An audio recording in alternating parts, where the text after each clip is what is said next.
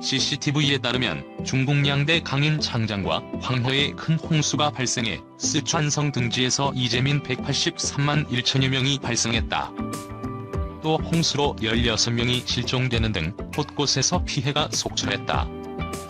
특히 지난 14일부터 폭우가 쏟아진 쓰촨에서는 하천 범람으로 10여만 명의 주민이 긴급 대피했다.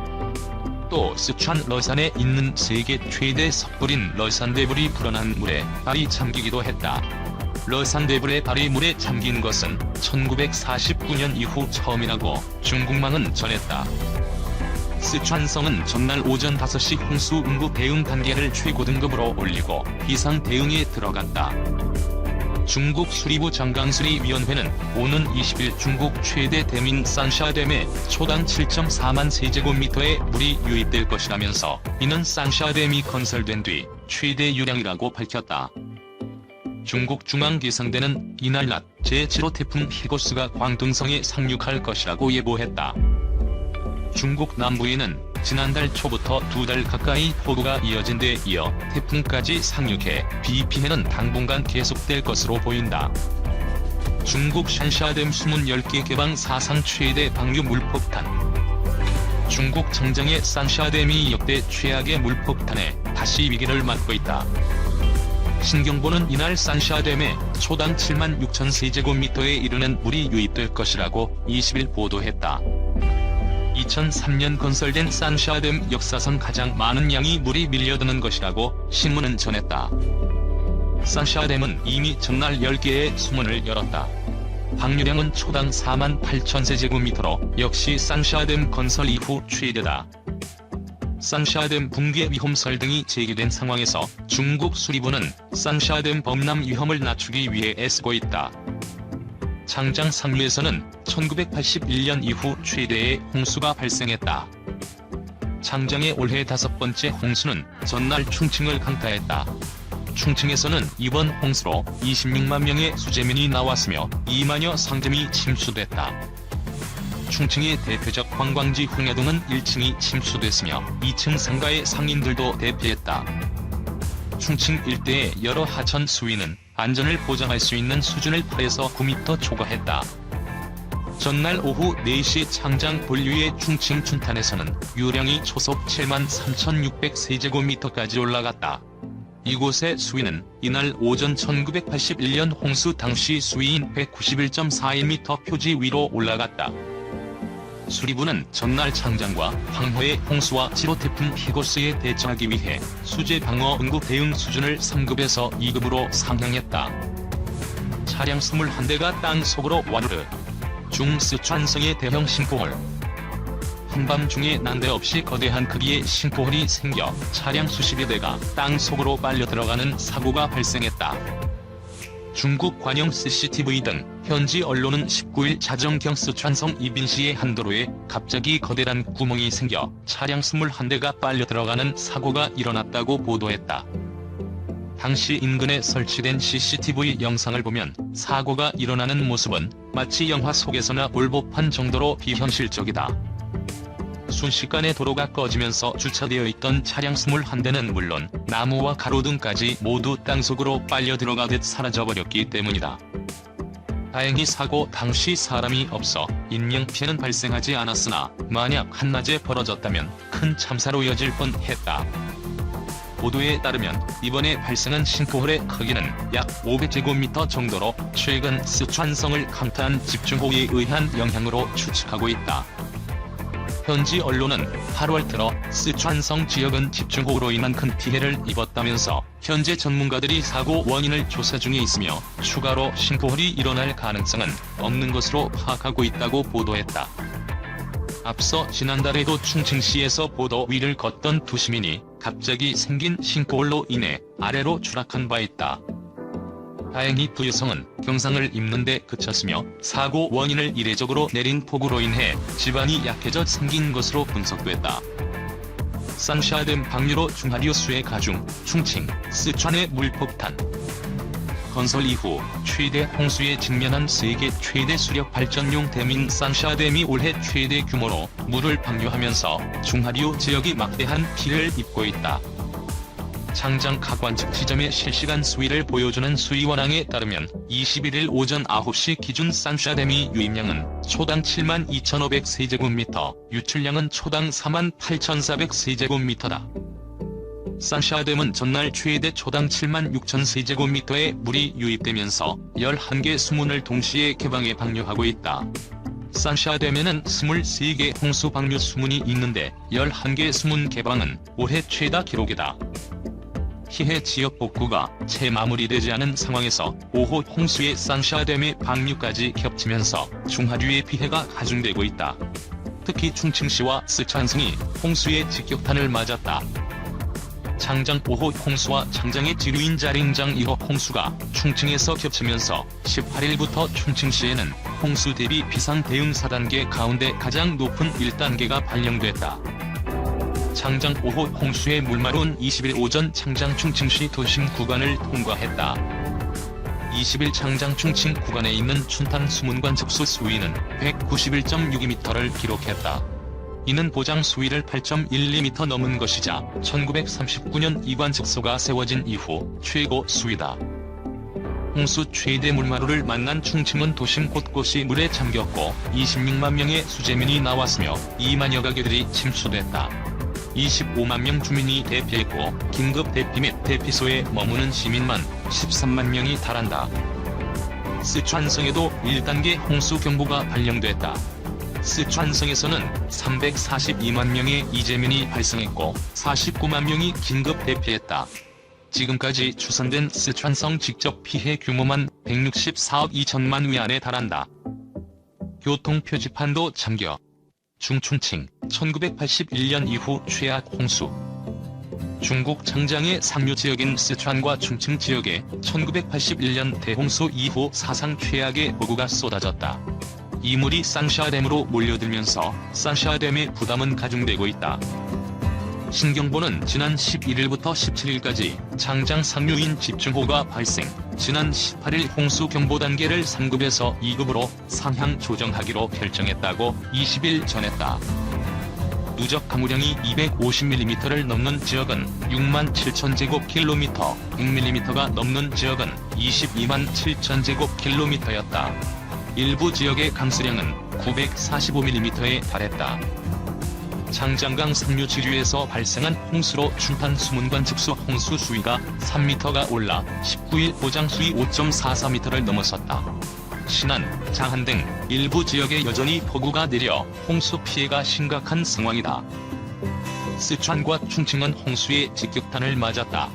쓰촨성에는 홍수 대비 비상 대응 4단계 가운데 가장 높은 1단계가 발령된 가운데 일부 도시 지역이 물에 잠기고 13만여 명의 주민이 대피한 상태다. 충칭에서도 1단계 비상 대응 조치가 내려진 상태다. 이번 홍수로 26만 명의 수재민이 나왔으며 2만여 상점이 침수됐다. 충칭의 난벨로는 물줄기에 갇혔고 일부 지역은 3m 높이의 도로 표지판이 완전히 물에 잠겼다. 다수의 상가와 건물에도 물이 들이닥쳤다. 이 빗물은 세계 최대댐 산샤댐을 향해 가고 있다. 중국 수리부는 2003년 산샤댐 건설 이후 최대인 초당 7만 6천 세제곱미터가 유입될 것으로 보고 있다. 산샤댐은 이미 전날 10개의 수문을 열어 건설 이후 최대인 초당 4만 8천 세제곱미터를 방류하고 있다. 중국에서 홍수가 이어지면서 시진핑 중국 국가주석이 지난 18일부터 중국 동남부의 안위성을 시찰하고 민심 달래기에 나섰다. 중국 남부 지역을 중심으로 지난 6월부터 홍수가 이어지고 있는데 시 주석이 수해 피해 현장을 방문한 것은 이번이 처음이다. 즐거운 라디오 6월 4일 오늘의 방송 시작하겠습니다. 화웨이 아웃을 선언한 유럽의 대표적인 국가 영국에서 대한민국 삼성전자의 5G 장비 도입을 고려하고 있다는 소식 전해드리겠습니다. 추천, 구독, 알람 한 번씩만 부탁드리면서 출발합니다. 미국의 로이터 통신과 블룸버그 통신이 보도한 바에 따르면 영국 정부가 자국의 5G 네트워크 사업을 위해서 삼성전자의 제품 구매를 고려하고 있습니다. 바이러스 사태가 전 세계를 강타하고 중국에 대한 책임론이 전 세계적으로 강하게 부상하는 가운데 미국과 중국은 신냉전이라고 불릴 만큼 첨예하게 대립하고 있습니다.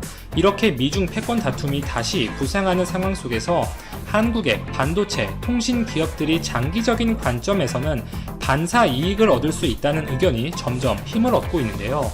영국 정부는 삼성과 일본의 NEC 측에서 5G 장비를 구매하는 것을 검토 중이라고 알려졌습니다. 일본의 NEC는 이 삼성전자와 5G 장비 개발을 위한 협력 업체라고 보면 되는데요. 전 세계 5G 통신 장비 시장에서 두각을 나타내는 업체는 분명 아닙니다. 지난해 글로벌 5G 통신 장비 시장 점유율은 화웨이가 1위, 에릭슨이 2위, 근소한 차이로 삼성전자가 23.3%의 점유율을 가져가면서 3위에 올랐습니다. 그 뒤를 노키아, 중국의 ZTE가 이어가고 있죠.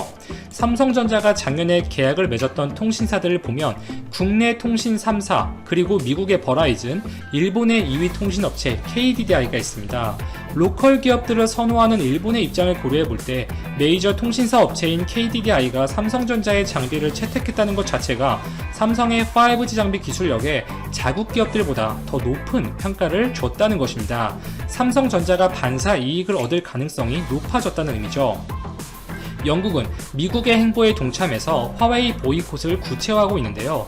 2023년까지 5G 사업 구축에 화웨이를 완전히 배제시키겠다는 입장을 분명히 했고, 지난 1월 화웨이의 영국 5G 사업 참여 비중을 35%로 제한한 것에 더 강화해서 이번에는 화웨이의 기여도를 제로 수준으로 만들겠다고 천명한 상태입니다.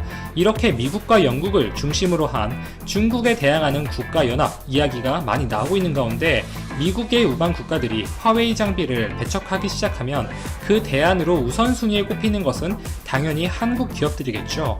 월스트리트 저널은 화웨이의 5G 장비가 유럽 시장에서 배제되기 시작하면 그 수혜를 에릭슨이 가장 크게 볼 것이라고 예측했는데요.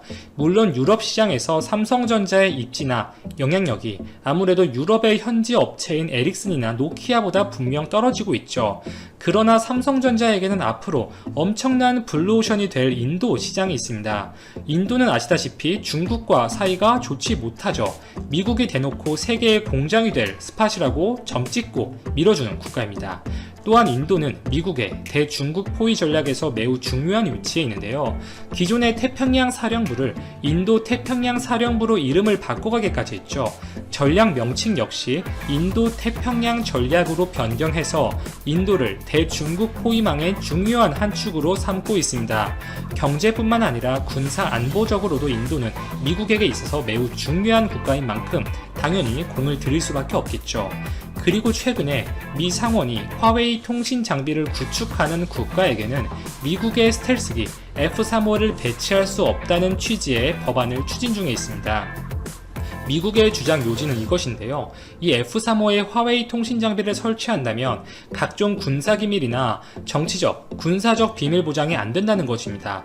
미국은 지속적으로 화웨이 장비를 통한 중국 정부로의 이 정보 누설, 백도어 가능성을 제시해왔던 대표적인 국가였고, 최근에는 미국의 학업을 위해 들어왔던 중국인 유학생들마저 자국으로 돌려보내는 추세입니다. 중국으로 자국의 주요 정보나 원천 기술이 넘어가는 것에 대해서 심각하게 경고하고 있다는 의미죠. 미국은 본인들이 신뢰하는 국가에만 이 F-35 전투기의 판매를 허용하고 있는데요. 이 F-35는 F-22 바로 다음 순위에 해당하는 현존 최고의 스텔스 전투기라고 평가받고 있습니다. F-22가 사실상 생산 라인이 가동이 안 되고 있으니 현재 거래가 가능한 가장 강력한 전투 물자라고 볼 수가 있겠죠. 실제로 많은 국가들이 F-35를 구매하였고 구매를 원하고 있습니다.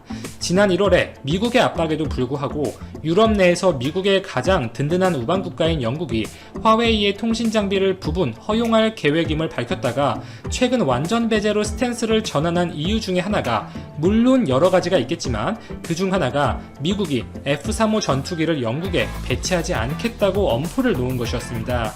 즉 미국은 앞으로 F-35의 구입을 원해? 그러면 화웨이 통신 장비 도입하지 마. 이러한 스탠스로 갈 가능성이 높다는 의미죠. 더 나아가서 이미 F-35를 보유하고 있는 국가들에게도 비슷한 이유로 화웨이의 통신 장비를 대대적으로 허용하지 못하도록 압력을 넣을 가능성도 있습니다. 아시아권을 보면 역시 미국의 동맹국가인 한국과 일본에 배치가 되어 있어요. 일본은 미국이 이 동아시아 안보에서 중국을 대항할 국가로 분명 힘을 실어주고 있고, 한국 역시 중국, 북한, 러시아와 가장 인접해 위치해 있는 국가인 만큼 전략적으로 중요한 요충지에 있습니다. 이렇게 미국은 본인들이 신뢰하는 국가에만 이 F-35의 전투기를 판매해서 배치시킨다고 볼 수가 있고, 인도는 F-35 도입을 원하는 국가 중에 하나로 알려져 있습니다. 이러한 상황에서 미국은 인도를 상대로 F-35 판매를 허가하는 조건, 그 반대급부로 화웨이의 장비 배제를 요구할 가능성이 높다는 것이죠. 물론 이러한 상황의 전제는 미국이 주도하는 이 중국에 대항하는 질서에 인도가 합류했을 때를 가정한 것이겠죠. 인도를 포함해서 미국의 연합국가들에게 철저히 중국의 화웨이 장비들이 배제되기 시작하면 이들 국가들에게서 삼성전자의 통신 장비들이 본격적으로 힘을 받고 선택받을 가능성이 높아진다는 것입니다. 물론 그 안에서 에릭슨, 노키아 등과 경쟁을 해야겠죠. 캐나다와 독일은 에릭슨, 노키아, 이 유럽 기업들의 5G 장비를 얼마 전에 채택한 바 있습니다. 그러나 인도 시장은 삼성이 오래전부터 공을 들이고 있는 시장인 만큼 삼성이 수혜를 받을 가능성이 높다고 평가할 수 있습니다. 그리고 유럽연합 EU가 중국의 기업 사냥에 맞서기 위한 새로운 전담 기구를 설치한다는 소식이 전해졌는데요. 이번 바이러스 사태로 전 세계적인 경제 침체가 오고 있는 상황이고, 이에 따라서 유럽 기업들의 자산 가치가 떨어진 틈을 노려서 중국 기업들이 막대한 중국 정부의 보조금을 바탕으로 인수합병을 노리기 시작했습니다. 이에 대해서 분노한 유럽연합이 대응한 것이라고 볼 수가 있는데요.